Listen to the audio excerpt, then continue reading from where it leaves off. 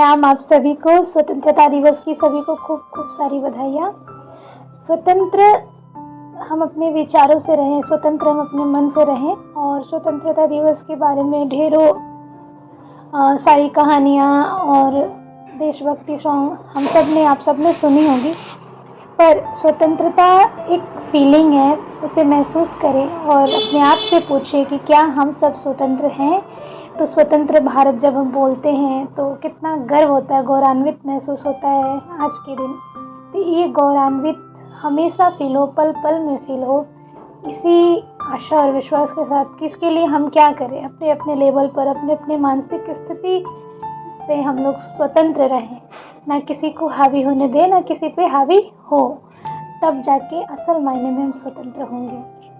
तो विचार ही नहीं, कार्य भी कीजिए। आज हम इसको समझेंगे कि विचारों से स्वतंत्र, क्योंकि मनुष्य जैसा सोचता है करता है वैसा बन जाता है। हम सोचते हैं, अगर हम जैसा सोचेंगे कि हमें क्रिमिनल बनना है तो हम एक बहुत अच्छे आतंकवादी बन सकते हैं और बहुत अच्छा अंजाम दे सकते हैं। लेकिन हम सोचेंगे कि हमें संत बनना है, हमें लोगों की सेवा करना है, तो छोटे से छोटे लेवल पे भी, छोटे स्तर पे भी हम सेवा कर सकते हैं।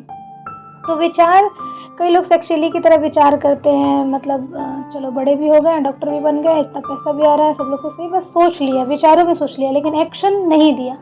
तो हमें एक्शन भी देना है, थॉट करना है, उसके बाद एक्शन भी करना है, तब जाके वो हमारा जो है हमारे बिहेवियर में आएगा और हमारी आदत बन जाएगी। तो एक्शन लेना है। तो विचारों और क्रियाओं का संतुलन जब बिगड़ जाता है तब मनुष्य का मानसिक संतुलन भी सुरक्षित नहीं रह पाता है। हम बोल कुछ और रहे हैं, कर कुछ और रहे हैं। हम बोल रहे हैं कि मीठा नहीं खाना चाहिए और खुद ही मीठा खा रहे हैं। हम बोल रहे हैं कि दूसरों की बुराई नहीं करना चाहिए और हम बड़ा रस ले रहे हैं बुराई में। तो हमारी वाणी का कोई प्रभाव नहीं पड़ेगा और खुद ही कहीं ना कहीं हमारे अंतर मन में कुछ गिल्ट सा होता रहेगा, जिससे कि हमारी ही मानसिक स्थिति गड़बड़ा जाएगी। तो इससे होता यह है कि जब वह भूमि पर अपनी वैचारिक परिस्थितियों को नहीं पाता तो उसका दोष समाज के मत्थे मढ़कर मन ही मन एक द्वेष उत्पन्न कर लेता है। समाज का कोई दोष तो होता नहीं, अस्तु उसको खुलकर कुछ न कह पाने के कारण मन ही मन जलता, भुनता और कुढ़ता रहता है। इस प्रकार की कुंठापूर्ण जिंदगी उसके लिए एक दुख समस्या बन जाती है। अपनी प्यारी कल्पनाओं को पा नहीं पाता, यथार्थता से लड़ने की ताकत नहीं रहती और समाज का कुछ बिगाड़ नहीं पाता।